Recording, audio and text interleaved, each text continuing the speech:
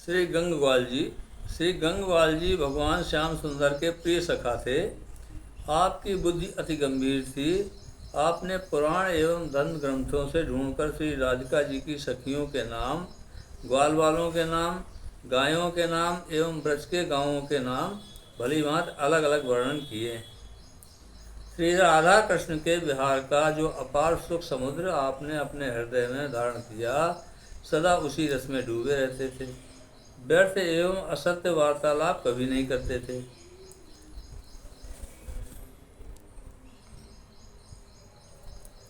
आप ब्रजभूमि में निवास करते थे एवं वन में ब्रजनाथ गुरु और ब्रजनाथ श्री कृष्ण की कृपा की आशा रखते थे। गुरुदेव और हरिभक्तों की चरण रज में इनका अनन्य भाव था। इसी से अपने सद्गत चाहते थे। श्री गंगवाल जी गुर्जर गौड़ा ब्राह्मण थे। संत सेवा में आपका बड़ा भारी अनुराग था। उनकी सेवा और सत्संग में ही अधिक मन लगाते थे। इनका यह स्वभाव बड़े भाई को अच्छा नहीं लगता था। संत सेवा में अन्न धन का व्यय उन्हें असह्य था। एक बार कई संत पधारे। बड़े भाई की आंख बचाकर आप घर से सीधा सामान चुरा ले गए और संतों को भोजन कराया। यह जानकर बड़े भाई ने बड़ा क्रोध किया। तुम्हें जान से मार डालूंगा, ऐसा कहकर वह मारने के लिए दौड़ा।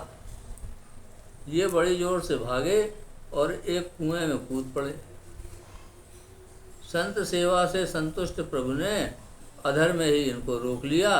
इनके शरीर में बिल्कुल चोट नहीं आई। भगवान ने उन्हें वहीं दर्शन दिया और कहा कि मैं तो तुम्हारी संत सेवा भावना से संतुष्ट हूँ, जो चाहो सो वर मांग लो। आपने कहा, प्रभु आपकी ब्रजलीला और श्री ब्रजधाम का हमें सदा साक्षात्कार रहे। भगवान ने एवं मस्त पर कहकर कहा कि तुम तो मेरे पुराने सखा हो, मेरी लीला के परिकर हो। इस प्रकार श्री गंगवाल जी कुएं में भगवत दर्शन और संभाषण का सुख ले रहे थे। इनके कुएं में कूद पड़ने पर बड़े भाई का क्रोध शांत हो गया। लोगों को बुलाकर इन्हें कुएं में ढूंढने लगा। 3 प्रहर तक सभी लोग परेशान रहे और आप किसी को नहीं मिले, क्योंकि आप तो भगवान के निकट थे।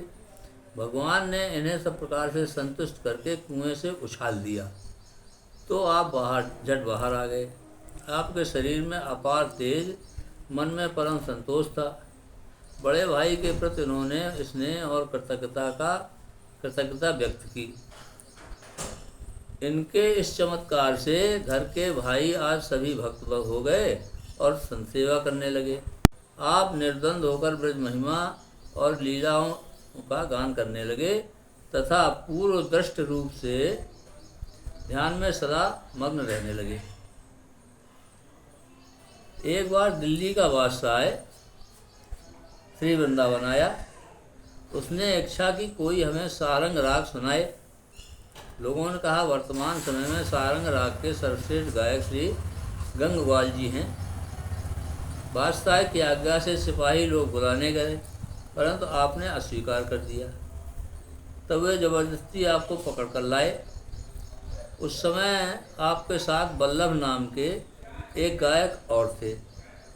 दोनों ने स्वर मिलाकर सारंग राग का आलाप किया तो उस समय राग का रंग सर्वत्र व्याप्त हो गया। बादशाह के समय सभी लोग बहुत ही प्रसन्न हुए। लोगों के नेत्रों से आंसुओं की धारा बह चली।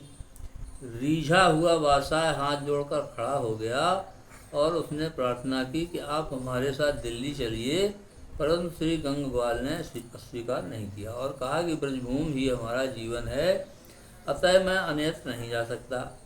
अंत में बादशाह आपको नज़र कैद करके अपने साथ दिल्ली लाया।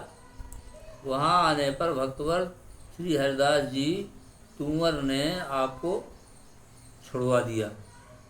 तब आप पुनः ब्रजभूमि में आ गए। मरे हुए को जैसे प्राणों का लाभ हुआ हो, ऐसी प्रसन्नता आपको हुई।